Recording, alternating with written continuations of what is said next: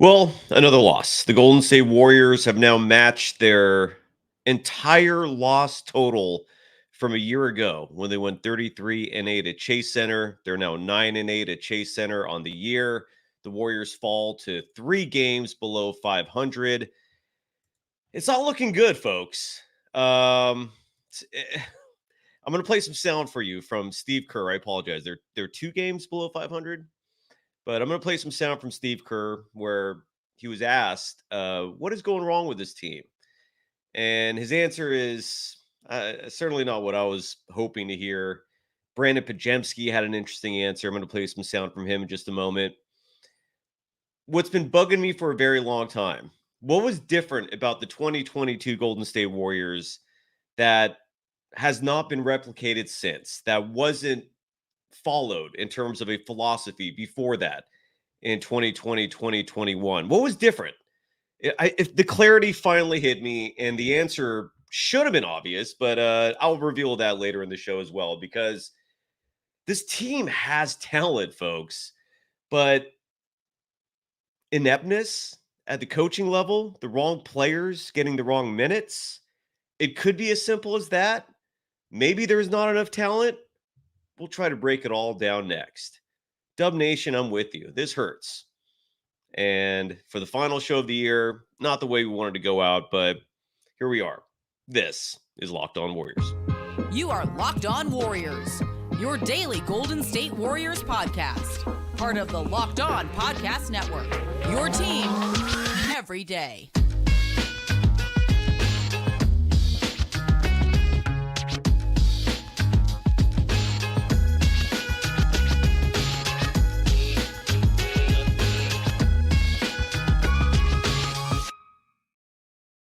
Thank you for making Locked On Warriors your first listen every day. We're free and available wherever you get podcasts and on YouTube. We're part of the Locked On Podcast Network, your team every day. Today's episode is brought to you by FanDuel. Hope you folks are winning money out there if you're playing. The official sports book of the Locked On Podcast Network. Make every moment more. Right now, new customers get $150 in bonus bets, good as cash, with any winning $5 money line bet. That's $150 if your team wins. Visit FanDuel.com/LockedOn to get started. You can follow me, Cyrus Saatsaz, on Threads at Dog Wild, coming to you live from the Locked On Podcast studios in Guerneville, West Sonoma County, California, following the Golden State Warriors losing a disappointing 132-122 game at home to the Dallas Mavericks. They're now 15-17 on the year. If the playoffs started today, they would be completely out of the running. They would not even be a play-in team. They're behind the Houston Rockets, folks. It's all looking good. And before we get to all the details of what went right, I'll say this. Something at the end of the game was very encouraging, and I'm going to get into that in just a moment, because it could be a glimpse of hope, because if Steve Kerr starts doing what he did at the end of tonight's game on a more consistent basis, there's still time to turn things around. There's 50 games remaining in the regular season, okay? The Warriors are 15-17 right now as we close out 2023. Happy early New Year's, everyone, by the way. There's 50. That's a lot of games still to play. There's still a lot of time remaining. That's some good news right there.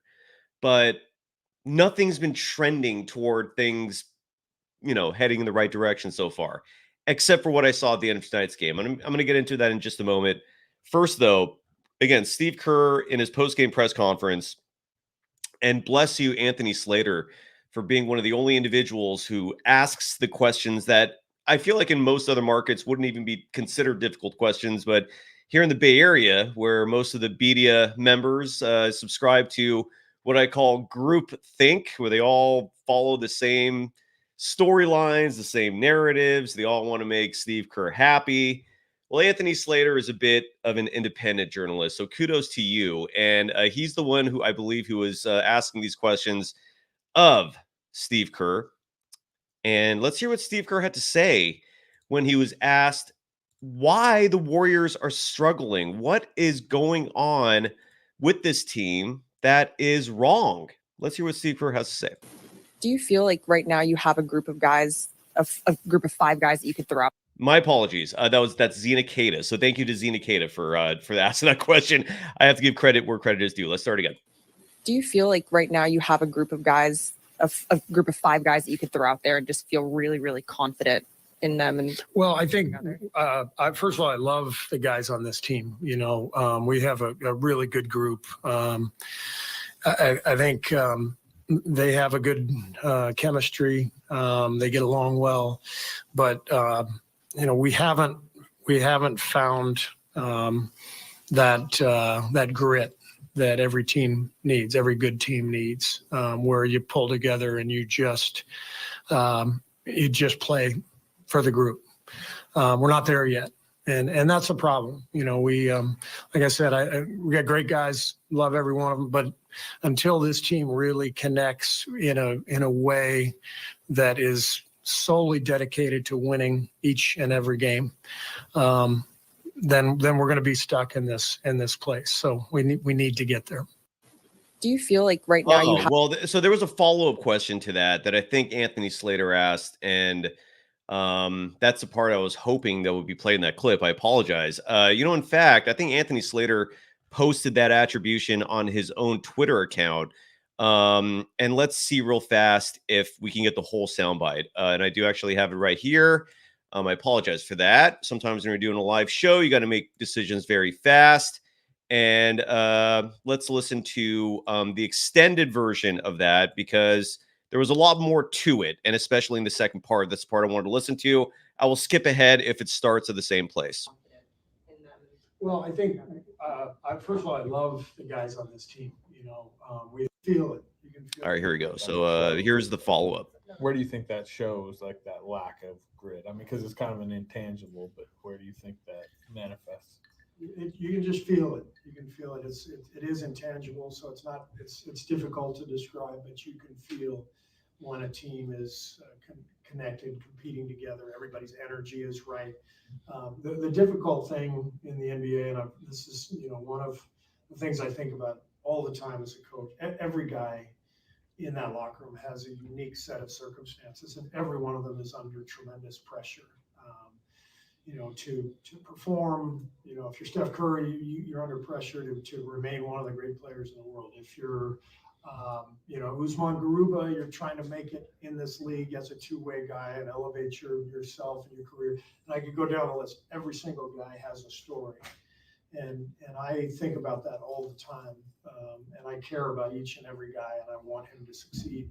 But I care most about the team winning. And you know, the irony is that things always work out best for each individual player when they just lose themselves in the game and the team, and commit to the quest, to the cause. And all the great teams do that. They get there. You know, we're not there. I mean, simple to, I guess, ask, like, do you just feel like individual agendas are, you know, a problem right now?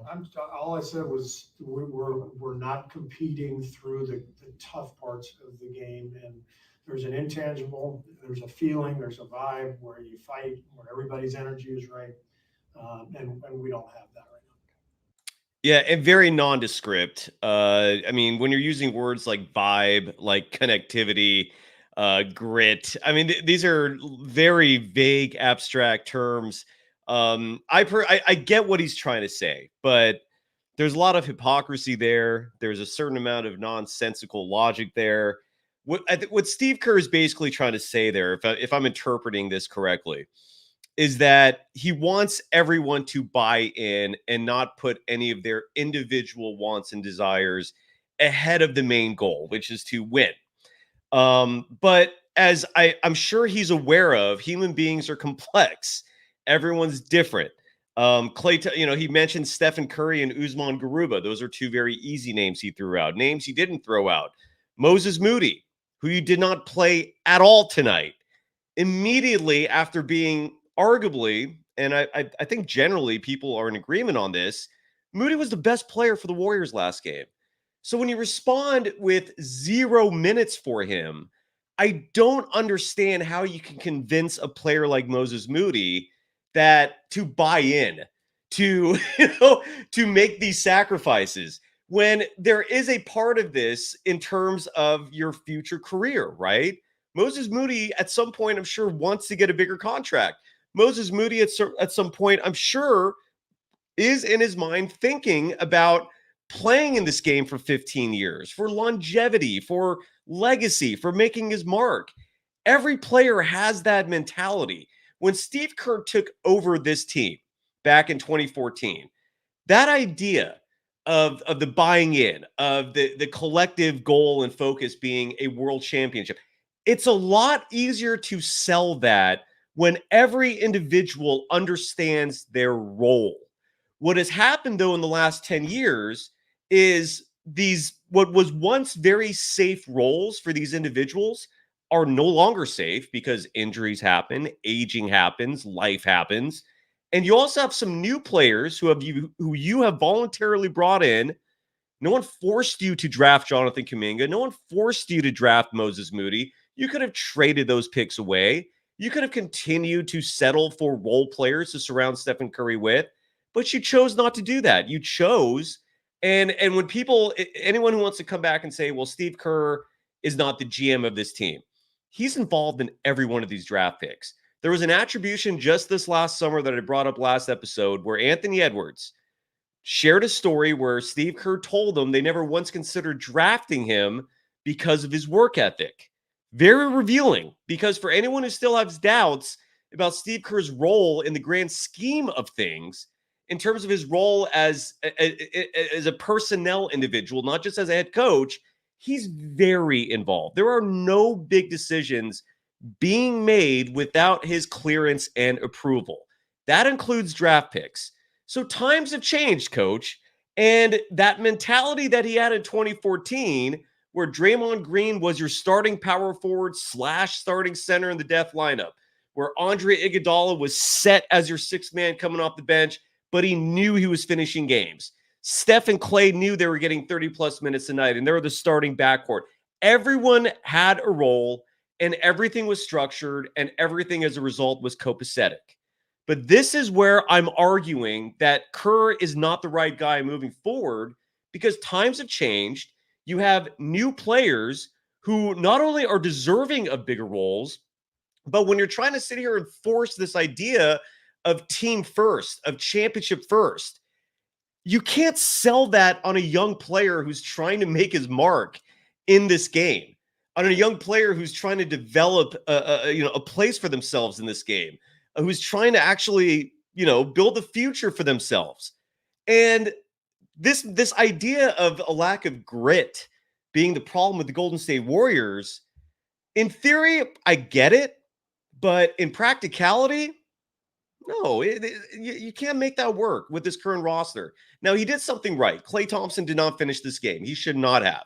And when we come back, I'm going to share what happened at the end of this game that was very encouraging, despite the fact that Moses Moody got a DNP. Moses Moody in game 32 of the NBA season got a DNP. That's outrageous. I'll leave it at that. But to me, and I started saying this early last year, I've been hosting this show for 3 years now, and I've been covering the Warriors as a podcast or whatever this role is for about 6. Because 3 years before that, I was covering the Warriors with Rick Barry on the Rick Barry Show. Been covering this team in general between print, radio, broadcast for 25 years now, almost. Back in 2000 is when I started working at KNBR. And a lot of this stuff was behind the scenes. Some of it was, behind the mic. But point is, it wasn't until last year where I started criticizing Kerr. Last year was the first time I got the sense, regardless of whether or not he was the right person for the job in 2014, and he was, there's no argument there, he's not the right guy now, because you've got a whole new generation coming up. You've still got your veterans. You've got to, he doesn't seem to grasp the concept of development, of individual growth for these players, because you do have young players who need to be playing out there and who are deserving of playing out there. And again, it wasn't until last year. For anyone who thinks I'm some Kerr hater and hates a strong word, I don't hate Kerr at all. I think personally he's a fine individual. But as the head coach of the Warriors, the track record speaks for itself. And when you hear answers like that for why the team is struggling, coach, look in the mirror. You're not playing the right guys. Moses Moody should not be getting DNPs in game 32 of the NBA season. That's just ridiculous. That should not be happening. We'll have a lot more to discuss in just a moment. We got some sound from Brandon Pajemski. The Splash Brothers, we got to talk about them. They struggled mightily tonight. First, though, let's give some love to one of our sponsors, who's the official sports book for the Locked On Podcast Network, and that's FanDuel. How's everyone doing tonight, by the way? I'm sorry for not checking in on the chat. Uncle Chef 30, by the way, writing, you lost trust in Kerr at the Kings game. Yeah, for me, it was last year. Again, if you're an everydayer who's been following this show from the time I stepped into this role, there were people in year one of me covering this team for Locked On Warriors. And I started covering it the year they won the title.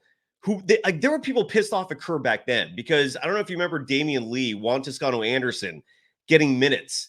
There were people agitated, but that team made sense. And I'm going to get into that as well because there is a clear difference between the 2022 Golden State Warriors and all the other teams these last 5 years. And it's beyond obvious now what that difference is. And it's a shame that the Warriors just abandoned a very successful philosophy and approach to winning. But I'm totally with you. But we got a lot more to talk about. I don't want to be disrespectful to our sponsor, FanDuel, the official sportsbook of the Locked On Podcast Network. And look, the NFL regular season is wrapping up. The 49ers have a huge game tomorrow at Washington. I am so pumped on Brock Purdy, Christian McCaffrey, the whole group. There's still time to get in on the action with FanDuel, America's #1 sportsbook. Right now, new customers get $150 in bonus bets guaranteed. When you place a $5 bet, that's $150 in bonus bets, win or lose. It's so easy to use. FanDuel is super fun. Every time I travel outside of California, the first thing I'm doing is downloading the FanDuel app. I have friends here in California who are using VPN services so they could play FanDuel. It's so fun. You could do live same-game parlays. You can find bets in their new Explore tab. You can make a parlay in the Parlay Hub, the best way to find popular parlays, and so much more. So visit FanDuel.com/lockedon and make sure your first bet is a layup. FanDuel, the official partner of the NFL. Oh, we got a disclaimer. I have to read this. Okay. Oh boy. All right. Jesus Christ. I did not see that I have to read a disclaimer now. So you must be 21 and over and present in select states. FanDuel is offering online sports wagering in Kansas under an agreement with Kansas Star Casino LLC. First online real money wager only. $10 first deposit required. Bonus issued as non-withdrawable bonus bets that expire 7 days after receipt. Restrictions apply. See terms at sportsbook.fanduel.com. Gambling problem? Call 1-800-GAMBLER or visit fanduel.com/RG in Colorado, Iowa, Kentucky, Michigan, New Jersey, Ohio, Pennsylvania, Illinois, Tennessee, and Virginia. Call 1-800-NEXT-STEP or text NEXT STEP to 53342 in Arizona, 1-888-789-7777, or visit ccpg.org/chat in Connecticut, 1-800-9-WITH-IT in Indiana, 1-800-522-4700, or visit ksgamblinghelp.com in Kansas, 1-877-770-STOP in Louisiana. Visit mdgamblinghelp.org in Maryland. Visit 1-800-GAMBLER.net in West Virginia, or call 1-800-522-4700 in Wyoming. Hope is here. Visit gamblinghelplinema.org or call 800-327-5050 for 24/7 support in Massachusetts, or call 1-877-8-HOPE-NY or text HOPE-NY in New York. Wow. I got to figure out what to do with that moving forward because that just took up like 5 minutes. More in just a moment. You are Locked On Warriors, your daily Golden State Warriors podcast. part of the Locked On Podcast Network, your team every day. Locked On has launched the first ever national sports 24/7 streaming channel on YouTube. Locked On Sports Today is here for you 24/7, covering the top sports stories of the day with the local experts of Locked On, plus our national shows covering every league. Go to Locked On Sports Today on YouTube and subscribe to the first ever national sports 24/7 streaming channel. Let's hear from Brandon Podziemski, who he was asked this question following the Steve Kerr attribution. And I hope the sound from Anthony Slater came through good, or where the audio was high enough. So here's the follow-up. This was Brandon Podziemski. Real fast, Podziemski did not start tonight. He was pulled in favor of Chris Paul. Trayce Jackson-Davis started in place of Kevon Looney, and the results were mixed at best. The Warriors trailed right from the outset. But here is Brandon Podziemski talking about the team's issues on and off the court. Steve said off court chemistry wise, this team has it. Everyone gets along great, but on court, you guys haven't found the collective grit to just win as a team. Do you feel that when you guys are out there? I feel like you feel it just kind of on the bench, not when you're out there. I think everybody just kind of needs to bring it for everyone else and for us as a collective whole. We talked in the locker room after. We kind of just got to check our energy, each and every one of us, when we step foot into the locker room, and all of our thoughts, regardless of what's happening, because everybody has their own personal problems going on in life. Whatever's going on, we just got to kind of channel that energy and focus on winning the game every night. But like you said, off the court, we're the closest friends, probably of any team, do a lot of stuff together. So it's just on the court trying to find that balance of, putting everything for the team. All right, so there's Podziemski, and again, he came off the bench. My theory, the way to explain that, I think, is Steve Kerr did something that I love to start the game, and it wasn't taking Podziemski out for Chris Paul, but it was going with the front court of Kuminga and Trayce Jackson-Davis. I love that front court. Podziemski, by the way, tonight in 28 minutes, 13 points. He was 5 for 8 from the field. He was one of the few shooters out there. Him and Chris Paul were really it in terms of being effective 3-point shooters. Podziemski was 3 of 5 from beyond the arc. Finished the game again with 13 points, 9 rebounds, added 4 assists, and again in nearly 29 minutes of play. But my guess is the reason why Podziemski was pulled for Chris Paul was because Chris Paul gets it in terms of understanding the value that Kuminga and Trayce Jackson-Davis and these other young players bring to the table. And he involves them. He communicates with them. I feel like Chris Paul does everything that I wish Steve Kerr would do with the youngsters, being empathetic, engaging with them. These are young human beings. You can't treat Kuminga, Trayce, Pods, even though Pods seems like just an incredible student of the game. I feel like what I'm trying to say is I don't think Podziemski would do anything wrong in terms of any setting where he's a student. He seems to know exactly what to say. He's a good dude overall. And this is not to slight any other youngsters, but my point is Chris Paul is engaging these young players. He sees the value in terms of what they bring to the table, and he's coaching them more than the actual coaches are doing. So that, I think, is why Chris Paul was starting tonight. Again, did not have the greatest of results. The Warriors were outscored 34-26 in the opening quarter.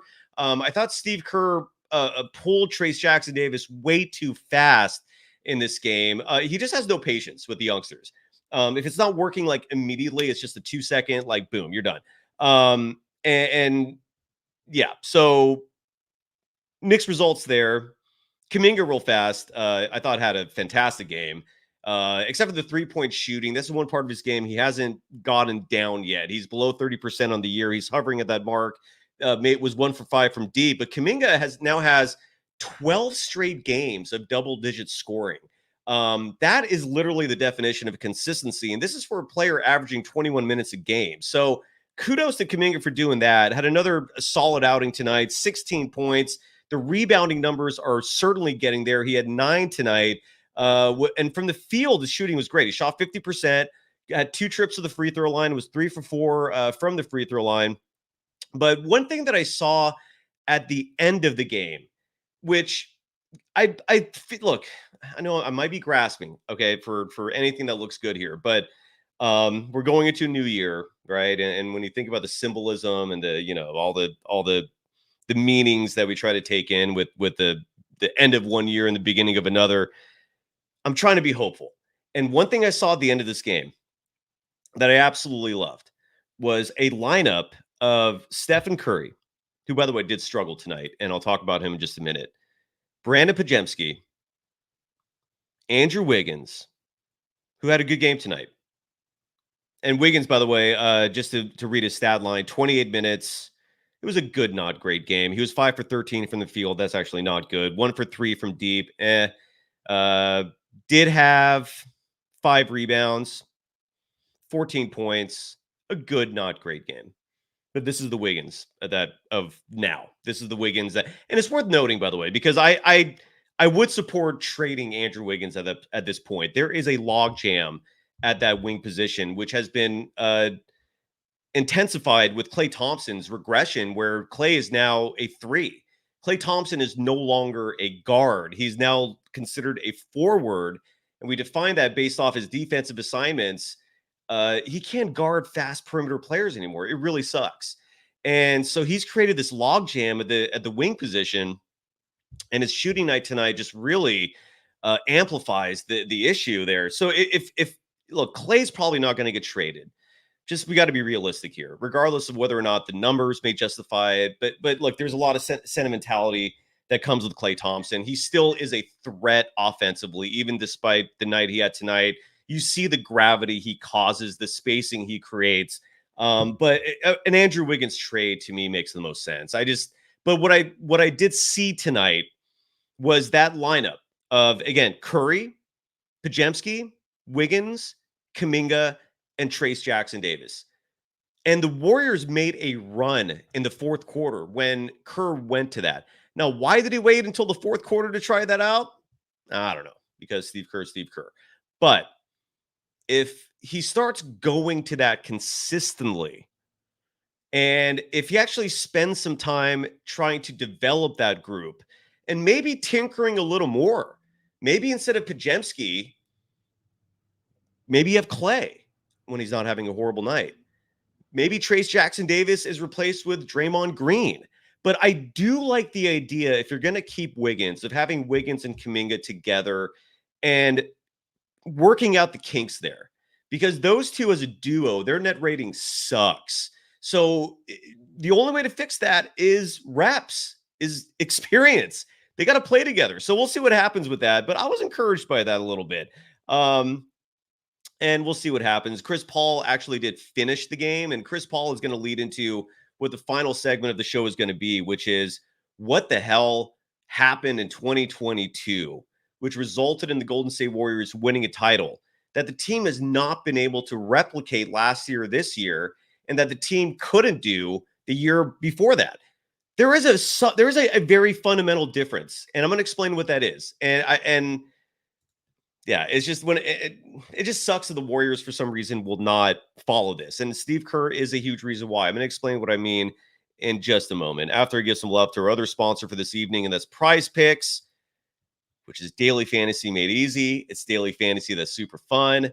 And the premise is super easy, folks. You're betting on individuals, and you're betting on individuals either scoring more than or less than a certain amount, grabbing more than or less than a certain amount of rebounds. You can go across sports. You could make one of your players Stephen Curry and maybe say he's going to score more than 29.5 points tonight. And then you could also make your other player, because you got to bet on a minimum of 2 players, make your other player Brock Purdy. I don't know what his total is for touchdown passes tomorrow. Let's say it's 3.5, and I decide, I think Brock Purdy's going to throw more than 3.5 touchdown passes. I think Stephen Curry's going to score more than 29.5 points. You put those two together, you can bet up to a maximum of 6 players together. If you get the 6-player parlay nailed, by the way, you can win up to 25 times what you put in. It's a lot of fun. If you follow sports religiously, neurotically like I do, it's that much better. And maybe you can win if you actually study the game as much as I do. And again, if you could always DM me if you ever want pointers and tips on that. I'm at Dog Wild on Instagram. Again, I play Prize Picks as much as I can when I remember because it is so fun. Go to prizepicks.com/LockedOnNBA and use the code LockedOnNBA for a first deposit match up to $100. Again, prizepicks.com/LockedOnNBA and use the code LockedOnNBA for a first deposit match up to $100. You are Locked On Warriors, your daily Golden State Warriors podcast. Part of the Locked On Podcast Network, your team every day. Thank you for making Locked On Warriors your first listen every day. For the everydayers, we're going to be back at it in the new year. This is the final show of 2023. Happy early new year, everyone. Wishing you all success and happiness in 2024. I don't know if we're going to be back at it on Monday or either Tuesday, possibly a post-game show after the Warriors take on a suddenly damn good Orlando Magic team. That game will be at home. So at the latest, that'll be our first show of 2024. Real fast, got to mention the Splash Brothers tonight, who struggled mightily. If you look at those thumbnails that I create for the show, I call them the Brick Brothers tonight. I couldn't think of a better catchy pun or name for them. But Klay Thompson, again, did not finish the game, which is not the norm for Klay. That's a very rare occurrence, actually. It was the second or third time this season that's happened. He played 26 minutes, 24 seconds. He was 1 for 11 from the field. And of those 11 field goal attempts, 6 of them were threes. His only points in the entire game came from a single three-point shot. He was 0 for 5 from all field goal attempts inside the three-point line. He struggled. And it creates an extra amount of stress on this team as a whole, largely because Klay is no longer that shooting guard who can defend the Kyries of the world back when Kyrie was in his prime. He's no longer the guy that can guard quick players. That's not who he is anymore. And that's a huge negative for this team. Now, kudos to Steve Kerr for not for pulling him and not having him finish the game. In hindsight, maybe should have and could have done it sooner. But Klay finishing with 3 points on just an awful shooting night, and these kinds of nights they're just a bummer. I don't know how else you can spin that. Stephen Curry was better, but by his standards, a rough night for him as well. 9 of 25 from the field, 6 of 15 from beyond the arc. Did finish the game with 25 points, but he was struggling. The first quarter, especially, he was trying to force things. You saw him putting up shots that he had no business putting up, even by his own standards. And granted, he did pick it up a little bit in the second half, but just an overall game for Stephen Curry tonight, which really sucked because considering how good Luka Dončić was, they needed an A-level type game from Stephen Curry. In the first quarter alone, as I mentioned a moment ago, a quarter where he was just forcing things. He was a -10 in the net rating. He scored just 2 points in the opening quarter, despite playing in nearly 10 minutes. He was 1 for 7 from the field in the first quarter. He was 0 for 4 from deep. It was just a bad start to the game. And again, he rebounded, but it was too little too late. Now, what happened in 2022? And real quick, I want to see if there's any other stats. And this was just an awful night for the Warriors in the sense that they actually won the points in the paint battle. They almost won the fast break battle. That's another category where the Warriors are dead last in the NBA, fast break points. They actually won the second chance point battle. They won the rebounding battle, 47-43. Yet they lost 132-122. And a huge reason for that was Luka Dončić. And this is where you can absolutely point the finger to Steve Kerr and a complete lack of any adjustments in this game. Brandon Pajemski, in that same interview, was asked about Luka and why Luka was able to just completely go off on the Warriors. Luka was 14 of 29 from the field. He scored 39 points, had 10 assists. And Brandon Pajemski brought up this stat that when the Mavericks, when Luka gets, I think 10 or more assists, I think they're undefeated. But then when that number is below 10 assists, they're a 500 team. And so they're aware of this going into the game. But what does Luka get? He gets his 10 assists. And I did not see double teams when they were needed. All I saw was Luka out there getting space. Again, he's one of the greatest players this game has ever seen. And when he's on a heater like it was tonight, you got to get the ball out of his hands and you got to double team him fast. You got to cause some pressure. We saw Gary Payton II make his debut tonight, and he was playing some good D for brief moments, but you also saw some rust there. You saw him foul. I think it was 2 fouls on 3-point shooters, which were costly.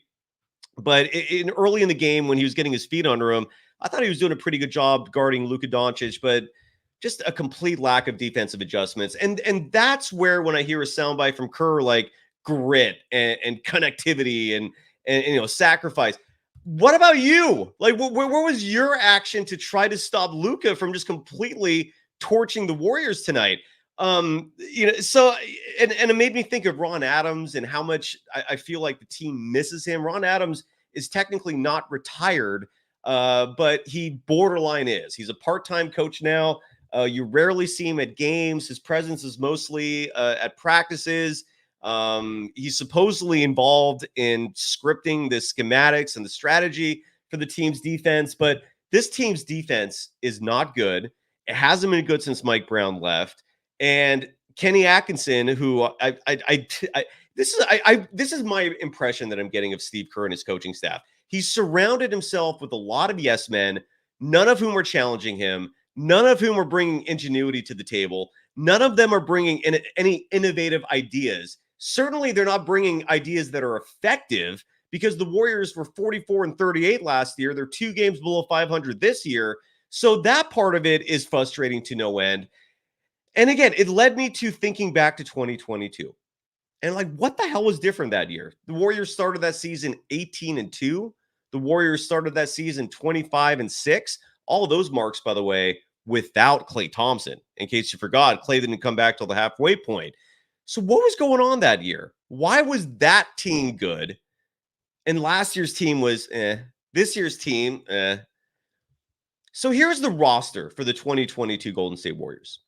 All right, I'm going to go from top to bottom in terms of minutes, right? Which players are playing the most, all the way down to which players are playing the least.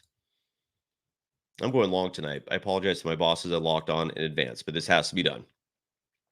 Stephen Curry averaged 34.5 minutes per game that season, 34.5. He played 64 games, had some minor injuries. He also broke the 3-point record. Andrew Wiggins was number 2 on the team with 31.9 minutes. Third on the team, Jordan Poole, who started the year as a starter alongside Steph. He played 30 minutes a game. Klay Thompson, when he came back, he played 32 games that regular season. He wasn't playing back-to-backs. He averaged 29.4 minutes. Draymond Green was 5th, 28.9 minutes. Then you see a drop.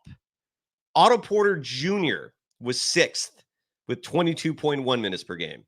Kevon Looney averaged 21.1 minutes per game.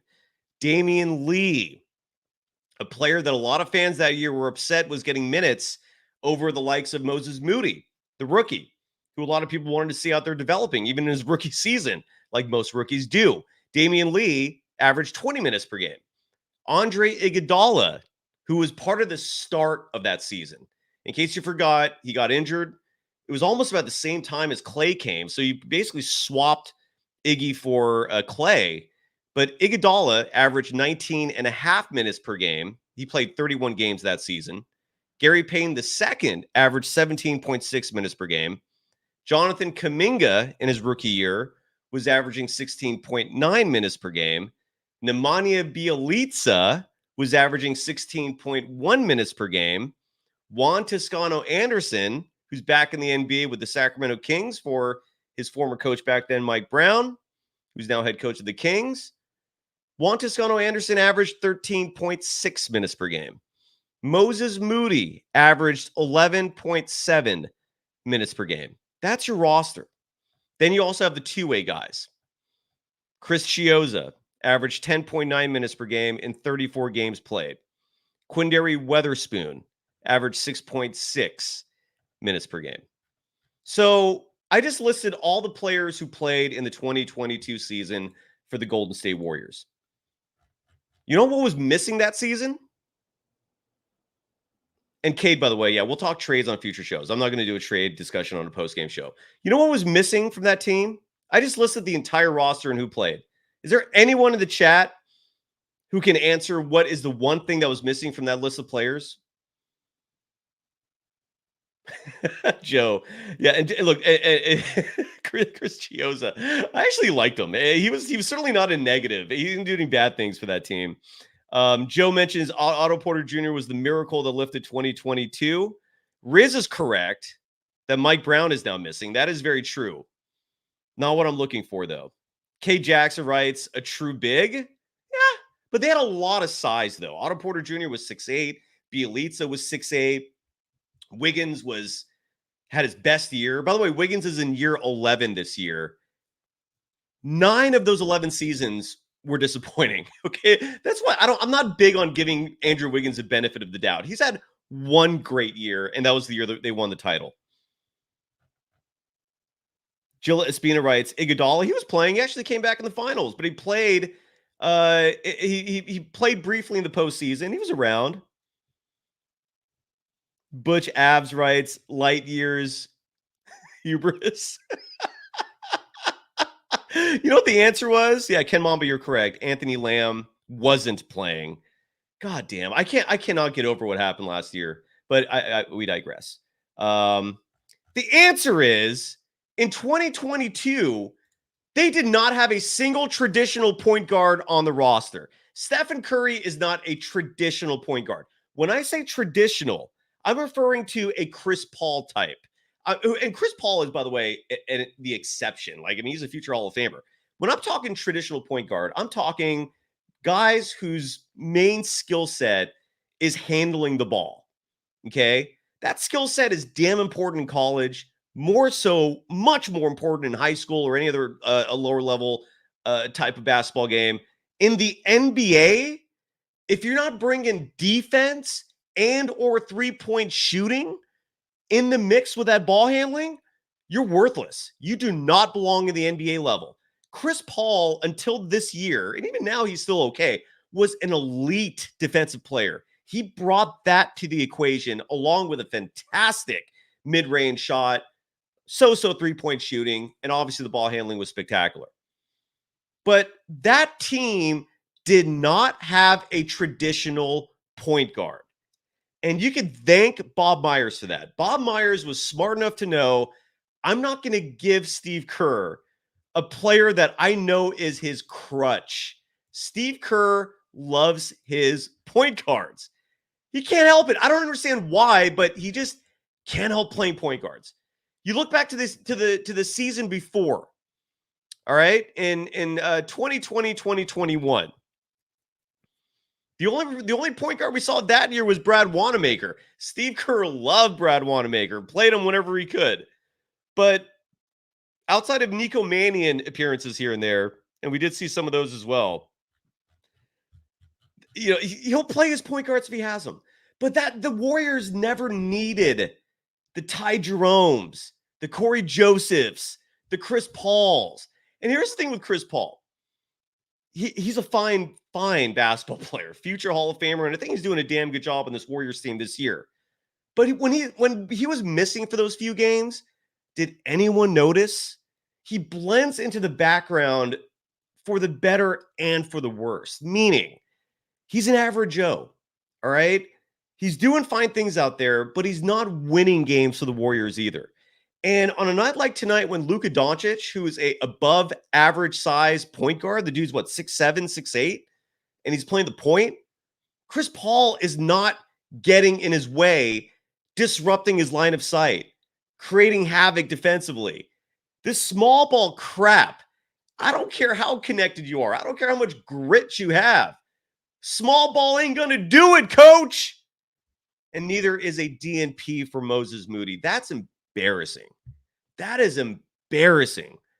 What does Kerr have against these two lottery picks? It can't be both. It's like it's impossible for Steve Kerr to play Moody and Kuminga and actually give them a shot. It has to either be one or the other, And you could tell he has no patience with them at all. And when I heard that attribution where he's like, shedding tears of empathy because he's up at night thinking about each individual, what are you thinking about with Moody? Why is he just rotting on the bench, man? Anyways. And Jay Boogie, you're right. They won a championship with small ball. Can you elaborate on that? Which championship? Because KD doesn't equal small ball. The first championship, the average height of that team was like 6'7". Harrison Barnes is 6'7". Andre Iguodala is 6'7". That's not small ball. Chris Paul is small ball. Ty Jerome is small ball. Like, I don't understand what you mean by that. I don't remember any championships being won with small ball. So if you want to elaborate before we wrap it up real fast, elaborate, please, because I don't agree with that at all. And I've heard people say that before. I don't understand it. Small ball is what we're seeing now. Small ball are 3 point guards getting minutes simultaneously. Ken Mamba writes, do you think Moody might get traded? I have no idea. What I do know is they're looking. They're active behind the scenes. They see what I think a lot of other people see, which is that this team has serious issues. And as currently constructed, they're probably not going to win a world championship. At least not with this minute distribution and the way this team is being handled. Because if Steve Kerr is just sitting there waiting for this team to get grit, you have a lot of young players on this team who need time and experience and reps. And here's the part that's really frustrating, at least for me. They're not hurting the team when they're out there. It's not like Kuminga and Moody are costing the team games. Jay Boogie finally responds and says Otto Porter and Dre played center mostly in the 2022 championship run with I don't remember Wiggins ever playing center. Otto Porter Jr., let me say it again, is the same height as Bam Adebayo. He's 6'8". I'm sorry, if Adebayo is 6'9", then I'm off by an inch. Draymond Green is 6'7", and he's one of the strongest dudes in the NBA. He has a wingspan well above 7 feet. That's not small ball, dude. Agree to disagree if you're going to sit here and try to just argue till the end about this, but that's not small ball. And Tony G, who writes, small ball means not playing a traditional center. Well, then there are obviously different layers or levels of small ball, because when your average height of your lineup is 6'7" versus say like 6'3" or 6'4", that's a huge difference. Okay, like those teams weren't playing 2-3 point guards out there. Those teams might not have had a traditional center, but they had an army of wings. They had an army of stretch 4s and 3s. So that was not small ball. And Dre and Ray 1953 writes, Dre's 6'6". It depends on who you ask. With shoes, he's 6'7". And again, when you're talking about a wingspan that is like 7'3", I forgot what Draymond's wingspan is. The point is they are long and they were athletic and they were causing havoc. Paul George came out just the other day and said, not the other day, it was a few weeks ago, but he literally said publicly, our approach when we play the Warriors is attack because they have no shot blockers. And if they somehow do manage to stop us inside, we just kick it out for an easy open look. And Andre FRBK, you're absolutely right. 4 small guys that don't really defend is what hurts. You're absolutely right. And I also agree with Corey Russell. You're right. You can't have size just for the sake of it. You're right. But this approach ain't working. It's not working. It's not. This is not effective. So anyways, I agree, Coop, that they need to get Curry some help. We're going to have some trade shows. We're going to start having that discussion soon. The Toronto Raptors showed, thankfully, that they're at least willing to make a trade with the Anunoby deal that they pulled today with the New York Knicks. And it wasn't a huge price either. So the Raptors have Pascal Siakam. We could talk about that another day. There's a few players out there. I've heard people say, like Fang USFU writes, Siakam is not that good. Strongly agree to disagree there. You got to remember too, whatever player comes to the Warriors, even with Klay struggling the way he is, they're going to see a spacing they've never experienced in their life. And that alone makes a huge difference. Pascal Siakam, who's he's a 32% 3-point shooter on his career. I know he's having a bad year this year. He's a damn tough rebounder. He's a fantastic defensive player, and he brings world championship experience to the table. And I think he's not even 30 yet. I would not mind him at all. I think Pascal Siakam would be excellent, but we'll see what happens. Coopy writes Lauri Markkanen. Don't count on that. I hear a lot of people clamoring for him. I know there's a desire for Lauri Markkanen. It would shock me if the Jazz actually did trade him.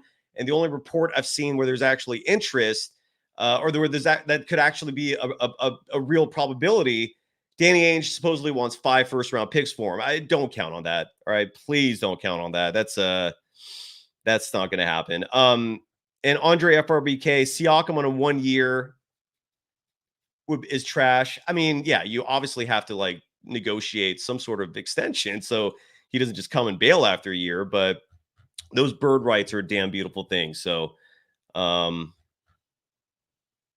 yeah. 1,000, thank you so much. Thank you. Alan Wiley, and I saw someone else talking too that the Milwaukee Bucks love Andrew Wiggins. If that's true, what's the source? I've not heard that at all. And what are you going to get back from the Bucks? All right, we'll talk trades later because we've gone really long. Thank you so much again, everyone, for joining the party, if it is a party.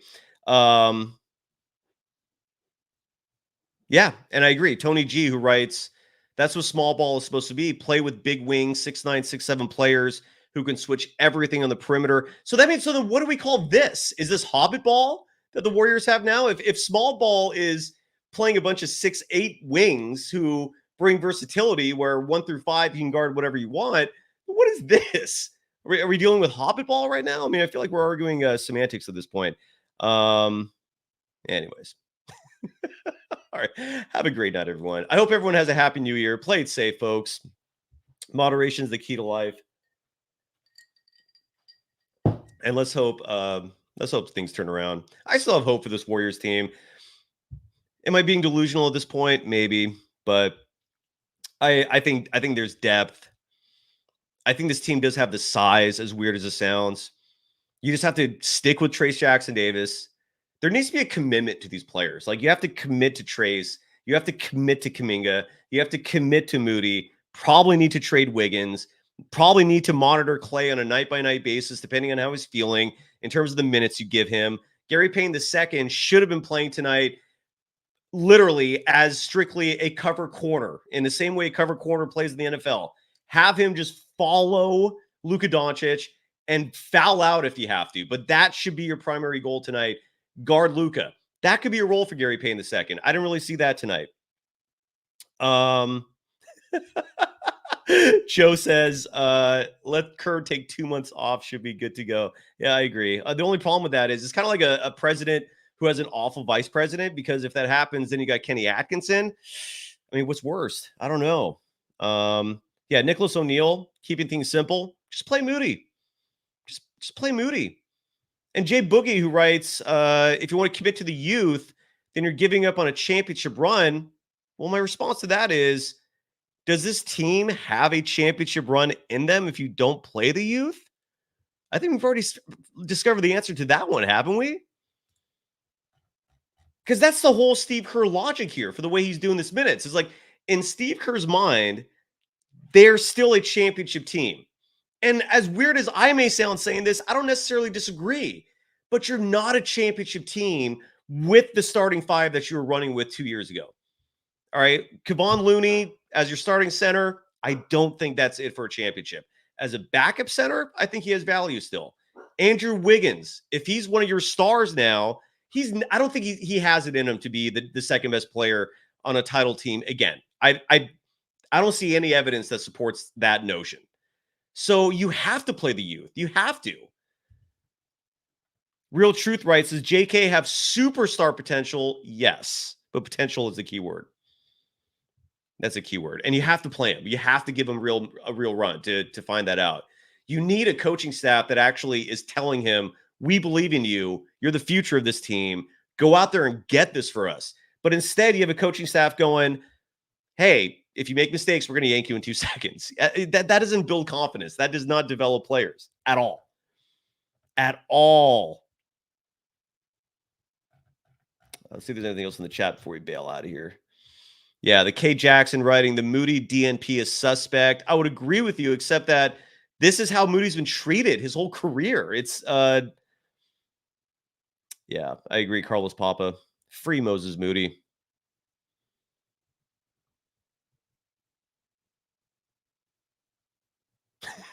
Tony G. It's called midget ball. Happy New Year to you too, man.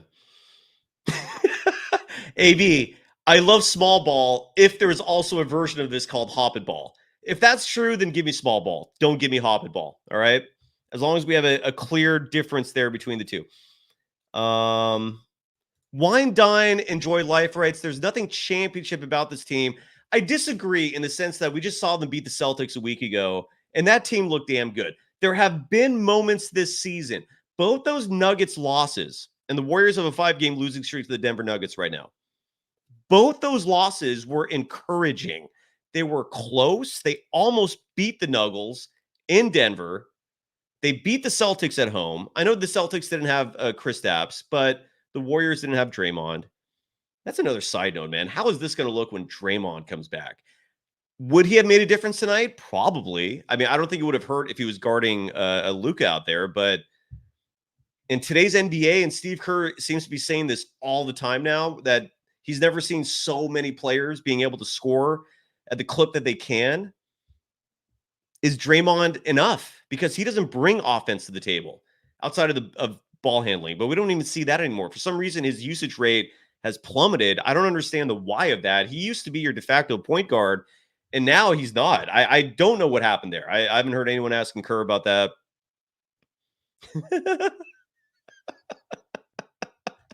Yeah, Zol R writes, need a second scorer ASAP. Here's my response to that, though. The Warriors did score 122 points tonight.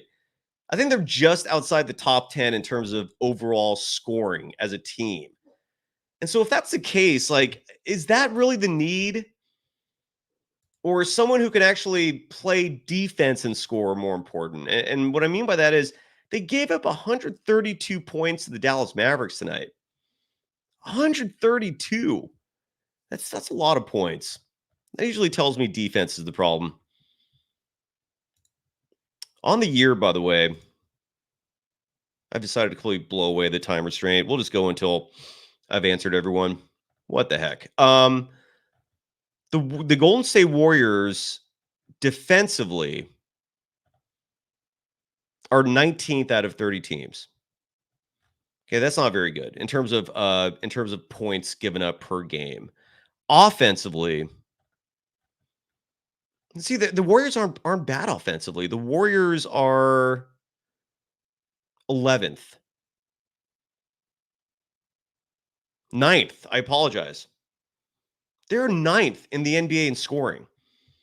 So I feel you for the second scorer, desire, because it sucks seeing Steph out there all alone on a routine basis. But offense is not what's screwing this team up. It's D. It's getting stops. They can't get stops. Teams are just scoring on them at will. And that's where this hopped ball is a huge problem. You can't stop teams when you're tiny out there. You can stop teams with a bunch of 6'8" dudes. You can't stop teams when you have a bunch of 6'2" dudes out there. It's a huge difference. It's night and day. And Uncle Chef, you are correct, though. Yes, they could use some more efficiency.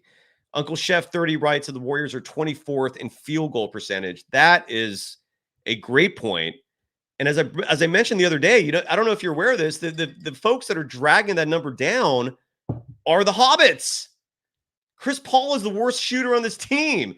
I love Pajemski, but his shooting percentage is low. He had a great game tonight again, though. He had a fantastic game. AB suggests Kuminga, Draymond, 6 first-round. 6! They only won 5, AB. Come on. They only won 5 for Lauri Markkanen. Yeah, I'd do it. Why not? Is Lauri that good? Part of my skepticism with Lauri Markkanen is he's a good player, all right? And the dude is 7 feet tall. is he a game changer? Like, does he guarantee a world championship if you make a trade like that? Like Kuminga, Draymond for Lauri Markkanen? Does that give you a chip? You're basically, I mean, Kuminga is like, he's so, the Kerr's so non-committal to him. Like, if you just started DNPing him, I don't even think, I don't know. Is that enough? 3 picks for Lauri. Coop loves Lauri. Johnny Arias writes, trade Looney, Kuminga, Chris Paul, Trace Jackson Davis, Wiggins. Oh, now we're just going crazy. All right. This is when it's time to wrap it up. And K Jackson loves Lauri Markkanen. All right. I'm not opposed to it. I just don't know. Again, 5 first-round picks is what I'm hearing. The real Daryl, I don't know what an amoeba zone is. Yeah, I'll Google that unless you're just messing with me. I don't know what an amoeba zone is. Amoeba. Never heard of that. Is that like a new, oh yeah, it's a real thing. All right. This defensive style combines both pressure man-to-man and zone principles to be as disruptive as possible. So it's almost like a zone defense where you're reacting and possibly going man in the possibilities in the whole scheme of things. Yeah, why not? It sounds good. Vucevic and Caruso from the Bulls. The Caruso part would be huge. I know a lot of people want him. Trade for Bol from Real Truth. G wants Zach LaVine from the Bulls. I don't think the Bulls would do that for Klay.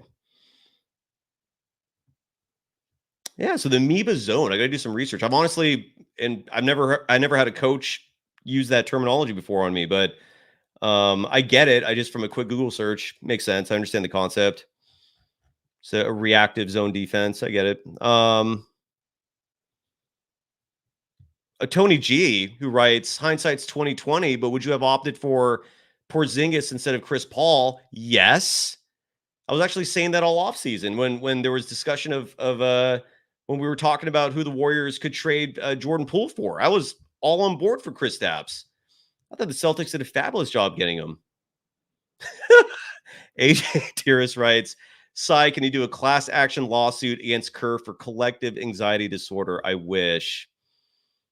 LT writes, Kerr loves small players. Yup.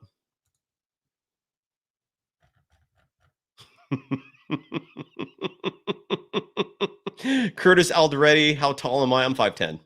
I'm not tall. I would love to be just 2 more inches taller. If I was 6'5", I'd be in the NBA, be a millionaire. Ooh, G writes, Kerr's ignorant. You're giving me an excuse to play my soundbite. That's ignorant. Yeah, he is being ignorant. He's absolutely ignorant. You're being ignorant. So ignorant, Kerr. A DNP for Moody? Are you kidding me?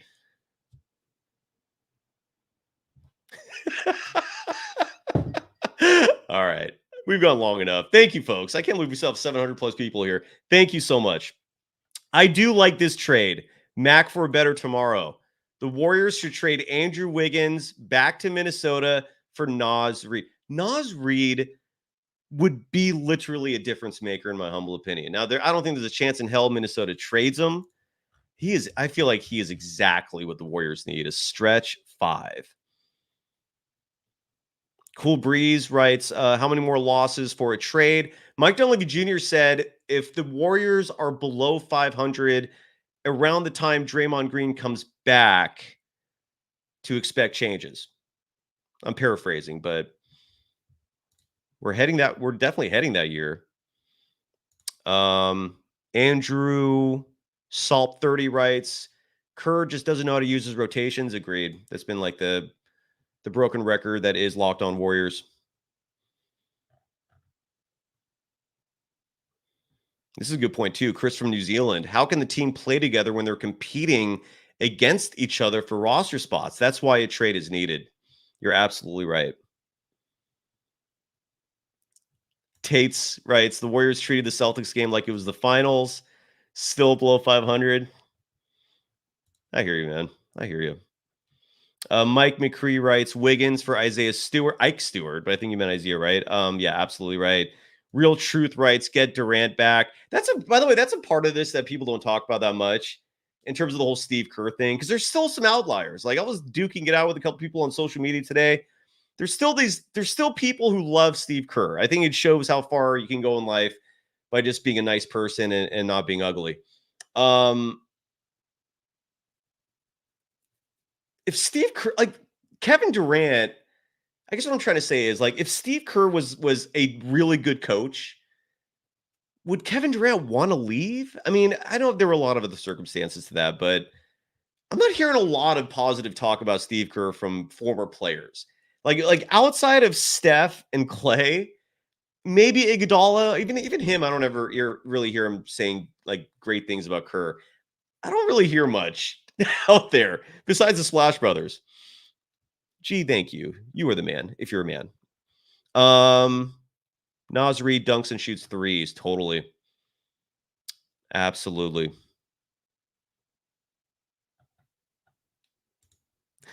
Ed Chang. Don't stress. I know, right? Dub Nation. This has been a stressful season. Yeah, AB writes, KD hated playing for Kerr. There's always that one moment, and I actually sided with Kerr on this, though, but I'll never forget that moment where Kerr was trying to have this heartfelt talk during a game with KD about, I think he was evoking this sentimental story about Michael Jordan and how Jordan oftentimes focused on making his teammates better. And I think he was trying to have this teaching moment with KD, and you could tell KD just didn't want a thing to do with that lecture, like at all. It's like, are you done yet? That was the reaction I got that was the impression I got from KD. Yeah, AB also adding that KD hated Kerr's motion offense, thought it was pointless. Joe adds, Draymond Green turns off a lot of people. That is true. Jazz Oaf writes, the Celtics had a meerkat for a coach, and yet they're winning. You're absolutely meerkat. I've never heard him called a meerkat. That's a good one. All right, folks. Yeah, Diego Lepe, you're absolutely right. Moses Moody, 6'5" with a 7-foot wingspan. And he got a DNP tonight. Year 3, man. I thought these DNPs would be over with. It's disappointing. It is disappointing. All right, folks. Happy New Year. We'll be back at this soon. I still have hope. This Warriors team, they're deep. Dario Saric is awesome. I feel like we don't talk about him enough. It's going to all come down to how this stuff gels together when Draymond comes back. And if this team just is more of the same when Draymond's back, and yeah, then forget it. This is over. But I have a little hope. I hope everyone has a wonderful night and a happy new year. This went really long. Thank you, everyone, for sticking around for this. We'll do a trade show soon. I promise. We'll definitely get into that. I'm going to bring Gary St. Jean on the program soon. That'll be fun. The former GM. Have a happy new year if we don't do a show tomorrow. Don't count on it. If I surprise you, great. But otherwise, see you in 2024. Let's hope it's a great year, folks. Go Warriors. Bye-bye.